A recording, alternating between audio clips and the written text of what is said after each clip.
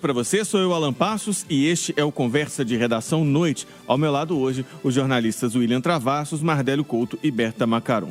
O presidente Lula pretende usar o veto ao projeto de lei que altera a dosimetria das penas dos condenados pela trama golpista como um gesto político, simbólico, para marcar os 2 anos dos atos de 8 de janeiro de 2023. Na verdade, para marcar os 3 anos, né? Que é no próximo 8 de janeiro. O projeto aprovado pelo Congresso Nacional reduz as penas aplicadas pelos ataques aos 3 poderes, pela trama golpista e beneficia o ex-presidente Jair Bolsonaro e aliados que foram condenados nessa tentativa de golpe.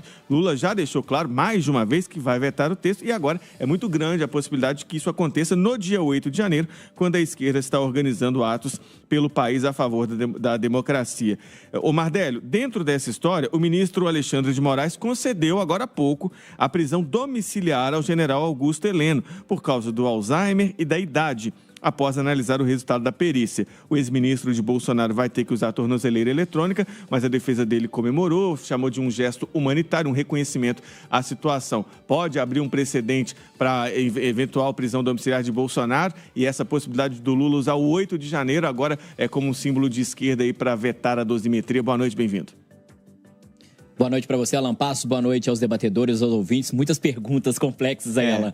Mas é algo que eu destaco aqui, por enquanto, é algo que eu já sustentei aqui no Conversa. Acho que essa decisão tem que ser técnica. Eu até sustentei aqui que não daria para fundamentar qualquer pedido de prisão domiciliar unicamente em laudos que eram apresentados pela defesa das pessoas que foram condenadas, que isso teria que passar por uma avaliação, por uma junta médica indicada pelo Estado, para e sim tomar essa avaliação e a decisão ser técnica. E eu acho que se a decisão é técnica, se a pessoa está em uma situação de vulnerabilidade do ponto de vista da saúde, se a defesa fez esse pedido, foi submetido a uma junta que foi indicada pela justiça e a decisão técnica mostrou que essa pessoa está em vulnerabilidade, ali está com a saúde debilitada, se a decisão é técnica, tem mais que conceder mesmo. É uma questão de direitos humanos, né? Que chama a atenção, o que eu já mencionei aqui no Conversa, é que apenas de um tempo para cá que a direita descobriu direitos humanos, né? Criticava muita coisa, dizia que o sistema prisional tinha que ser duro com todos, não tinha que ter qualquer tipo de mordomia, sempre criticaram saidinhas e qualquer tipo de benefício. E aí, de uns tempos para cá, quando pessoas de direita, da trama golpista, pessoas do 8 de janeiro foram condenadas, aí eles passaram a defender os direitos humanos. Mas eu acredito que direitos humanos tem que ser para todos, esquerda, direita, centro, para todos. É algo que tem que ser concreto, tem que acontecer. Agora, o Alan Passos, sobre essa situação envolvendo o PL da dosimetria, esse assunto tem que ser visto com muito cautela. Vários colegas jornalistas que acompanham os bastidores de Brasília são assertivos, ouvindo várias fontes, dizendo que aconteceu um acordo envolvendo o governo Lula, a base governista, para esse PL da dosimetria passar. O ouvinte que está me acompanhando no carro aí, perigoso até bater o carro, mas você ouviu bem, ouvinte. O governo Lula, pessoas ali da base governista, para ser mais direto, teriam contribuído, teriam participado ali de uma articulação para esse PL da dosimetria, pelo menos ser destravado.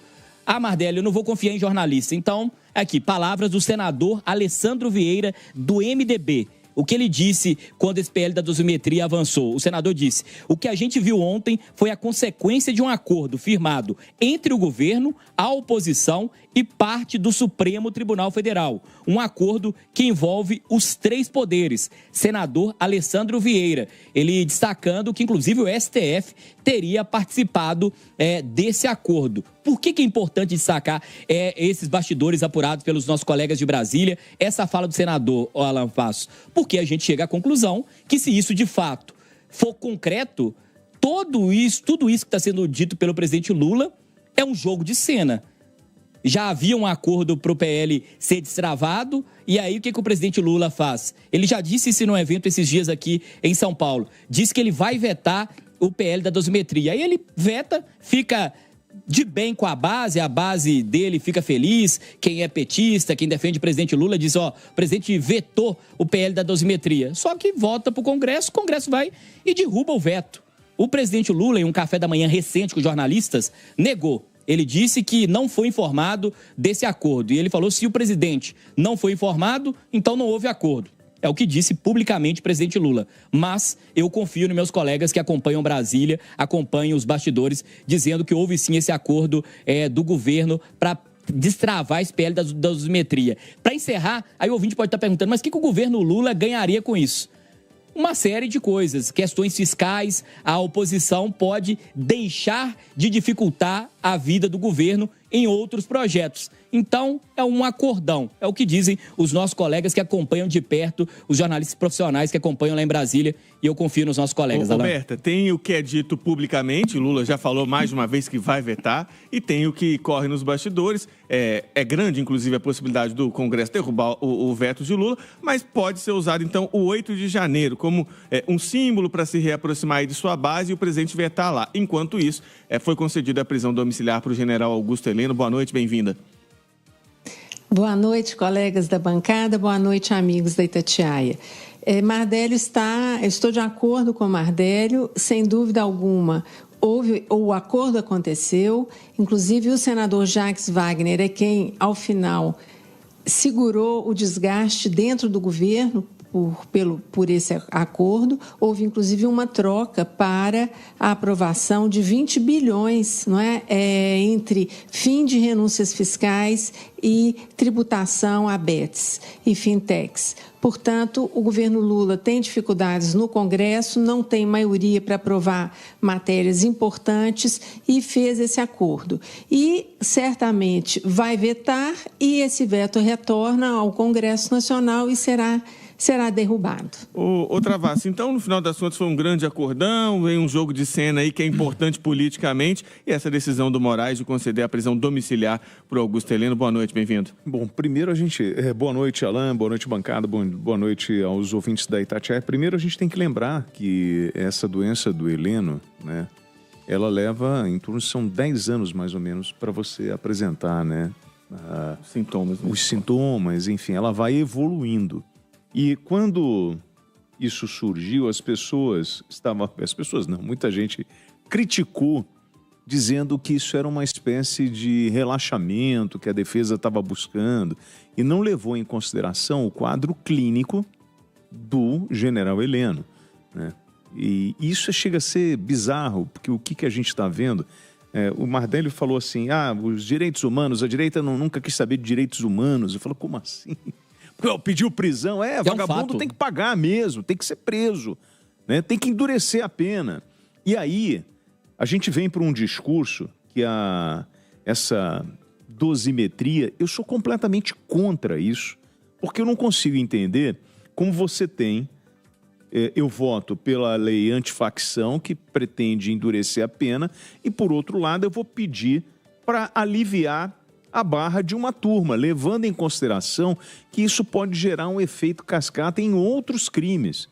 Então, assim, como assim 2 pesos e 2 medidas? A lei é muito clara e ela deve ser cumprida, ponto. Seja para a direita ou para a esquerda, o que vale é a regra do jogo. E essa, né? É claro que o Lula, ele vai vetar e é muito simples, ele precisa agradar a sua base, né? Ele precisa fortalecer a sua base, até porque... dentro da sua base, ele tem problemas sérios na área do meio ambiente, a área da cultura. Ele recebe críticas, e críticas fortes. Ele precisa fortalecer para o ano de 2026 a turma ir para a rua e empurrar a sua candidatura. Se o Lula resolve deixar passar a dosimetria, cadê o discurso da punição aos golpistas? Cai por terra?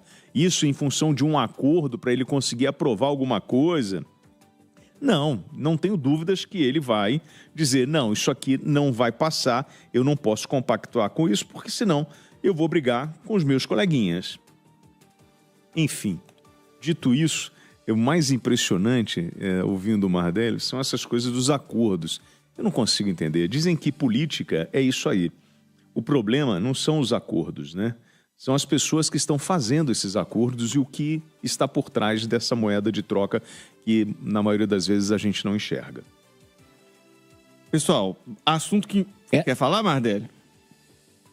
Não, chama atenção...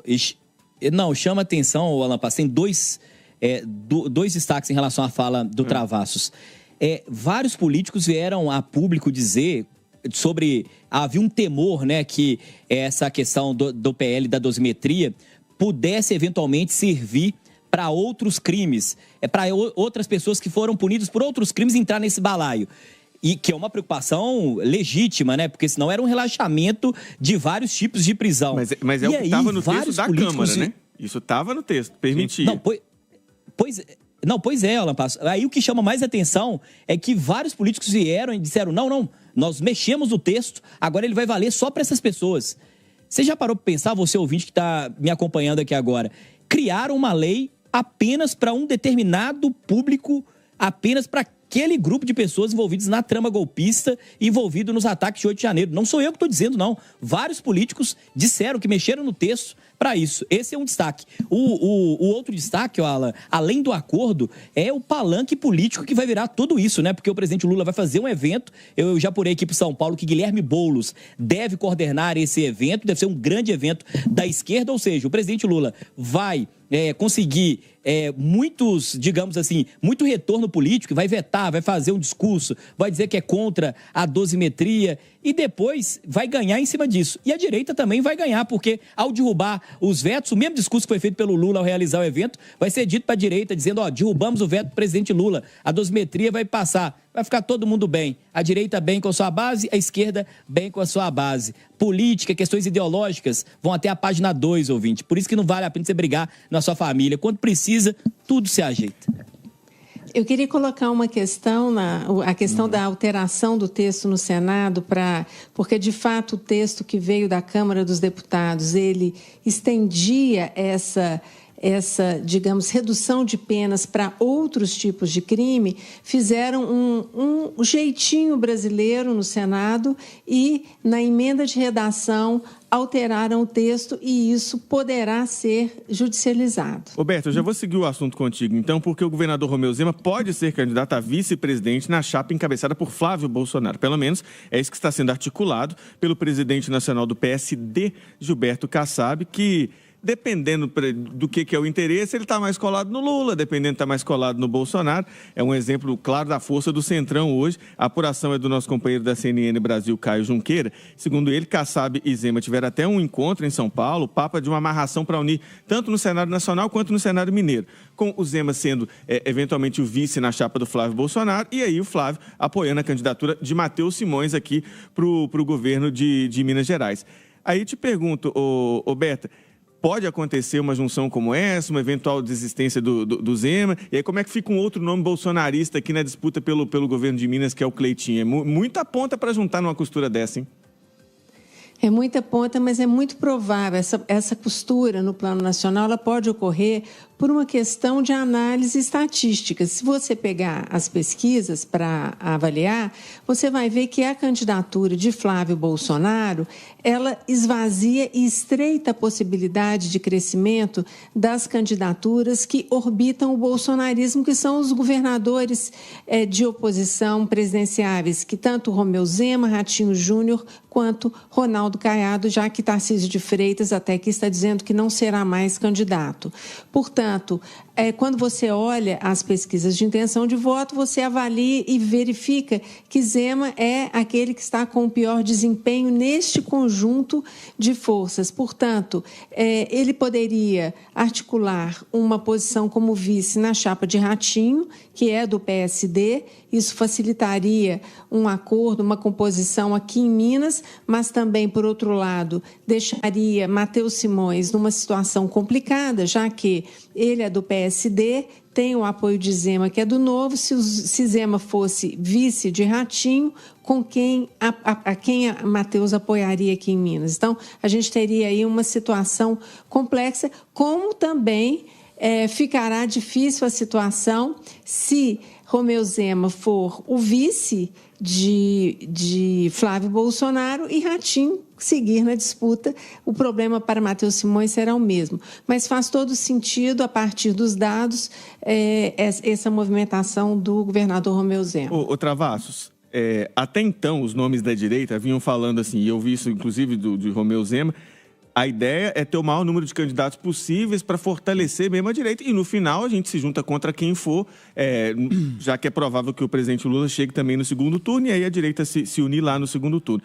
Isso pode ser algo que está mudando, por causa, inclusive, das conjunturas estaduais. E vou insistir nessa pergunta. E os outros nomes de direita aqui no estado? E Cleitinho? Kassab é um nome muito forte na nossa política, tem um poder imenso, né? Mas esse caminho que, na ideia, na cabeça de Kassab, eu não consigo entender muito no Zema como vice, né? Quando você pega as pesquisas, ele vai aparecer lá com 6%, né?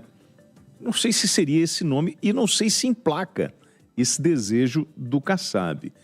O Zema, e a gente não pode deixar de falar, né? Hoje ele lançou um vídeo, né, na internet que em algum momento, abre aspas, a música diz o seguinte, ele cantando com inteligência artificial, começou a chuvarada, é água sem parar, até as pererecas desconfio, vai molhar. É bom para plantar mandioca, pepino e amendoim, a temperatura cai e fica aquele friozinho. E aí vai continuando. Eu fiquei pensando, falei, gente, o que está havendo com o Zema? Né? Porque é um governador austero, o cara que... Partido Novo, que vai mudar a mentalidade, né? Um empresário. E aí eu começo a entender como a campanha eleitoral do Zema está funcionando. Acredito que com a empresa que está fazendo essa divulgação, o contrato prevê o seguinte, para o bem ou para o mal, ele tem que viralizar nas redes. Seja como matéria de rejeição ou aprovação, a ideia é botar o nome. A empresa ganha em função de como o vídeo vai funcionar, seja para o bem ou para o mal. E aí, o que eu estou vendo é o governador Zema entrando por um caminho que não é um caminho onde eu enxergo a postura de um conservador, de um cara que vai lutar pela direita, com uma proposta séria de mudança no país, para enfrentamento da esquerda. Então, estou vendo muitos fogos e acho que esse caminho que jogaram hoje é mais um balão de ensaio para ver como é que a população vai reagir ou como é que o nome pode aparecer. Mas não acredito no Zema como um vice, não. Ainda mais pelo caminho que ele está traçando e a sua assessoria, o seu marketing está caminhando. Ô, Mardélio, é fato que a campanha começou, né? Todo mundo que pode já está falando em tom de candidatura, num discurso, pensando nas eleições. Tem essa história do vídeo. Certamente o nosso ouvinte já viu, já recebeu isso aí, já assistiu no... Eu achei até que o Travassos ia cantar em algum... Não, eu não sei cantar aquela música, beira o ridículo, desculpa. O senhor como governador, eu acredito que isso não é... enfim, é muito ruim você ver um governador do estado, representando do estado de Minas Gerais, cantando, fazendo uma brincadeira com IA, depois de toda a polêmica com o vídeo da banana, enfim. Mas é o caminho que o marketing, né, político dele está adotando. Vídeo à parte, Mardélio, mas se quiser falar do vídeo, você fica à vontade também. Pode ser uma possibilidade de ser vice, você vê como isso... de fato como possível, ou não? É mais para testar, de fato, aí a temperatura? Pessoalmente, sobre o vídeo, para ser bem polido, eu acho que não é de bom tom. Mas sobre uma percepção aí do Travassos em relação a essa questão do Zema, eu já apurei isso com pessoas ligadas à campanha, o Travassos, você tem razão. Há uma preocupação de pessoas ligadas à campanha do governador Zema dele sair fora da bolha. Há uma leitura que ele já atingiu um teto. Ele tem que sair da bolha, atingir pessoas fora desse espectro que já votaram no governador, até porque ele está em busca de ser reconhecido nacionalmente. Nisso aí você tem total... tá correto na sua avaliação. Eles querem fazer isso, que o governador saia da bolha. Só que aí uma outra expressão que você usou, eles usam alguns balões de ensaio.